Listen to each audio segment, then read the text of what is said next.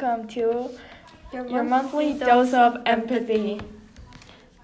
I am Sophia. And my name is Claudia. This is a Turtle and Pig production, and today we'll be talking about the police brutality crisis in Nigeria. Viewer discretion is advised because we'll be discussing sensitive topics that may trigger some people. Yes. So first of all, we'll be discussing what SARS or SARS is.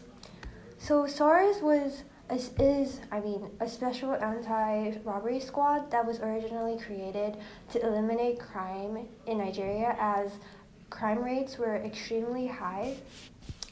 The members of SARS had special power where they don't have to wear any uniforms and could arrest people when they believe that if they have evidence that if they were committing crime.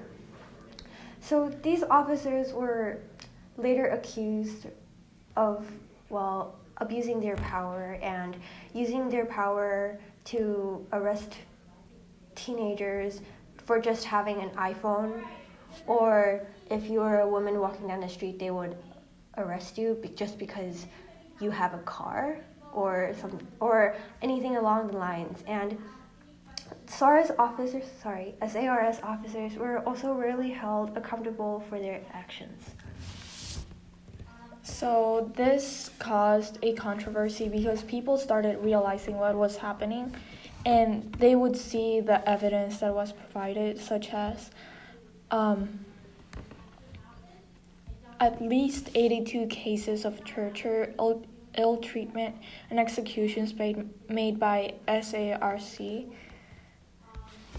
So, long story short, the people that were originally taken and chosen to protect the people against criminals were becoming the criminals.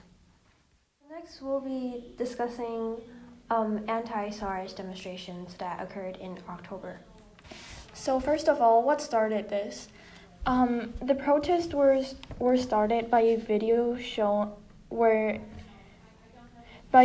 that showed the killing of a man by black-clad SARS officers, and the Nigerian officials said that the video was fake and arrested the person who took it, and this made people even more angrier because this goes to show that there's little freedom of speech and that the media will do anything, the Nigerian government will do anything to cover up these acts. As quoted by CNN, the Nigerian government failure to address this problem showed an absolute disregard for international human rights and standards. So ever since 2017, a movement called #EndSARS or SARS was created to share stories on their experience with violence and assault coming from SARS. This hashtag is currently trending. Celebrities are also spreading awareness about this topic, and people are talking more about this to help the Nigerian citizens to end SARS. So this hashtag also gave the opportunity for Nigeria to be more recognized by international audiences, since their issues were often disregarded because of the lack of information that could be transmitted to foreign places.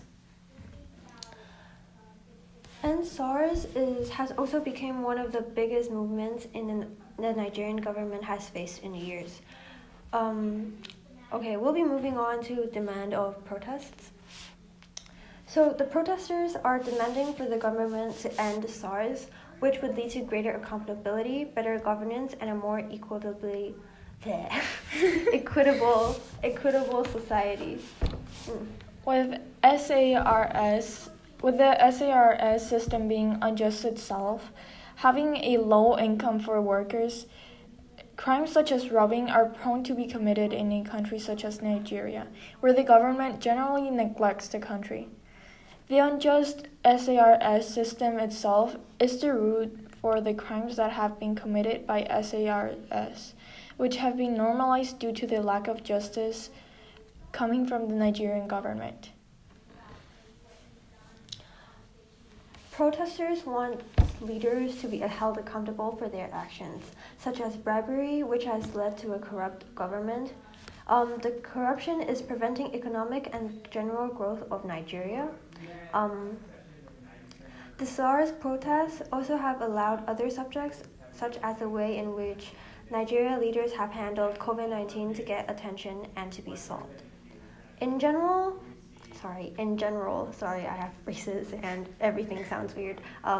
In general, the movement SARS is bringing a lot of attention globally, and people are noticing that the Nigerian government's response is kind of a fail. Yeah. However, these protests have been much more stronger than in the past years because this issue has been going on for a long time.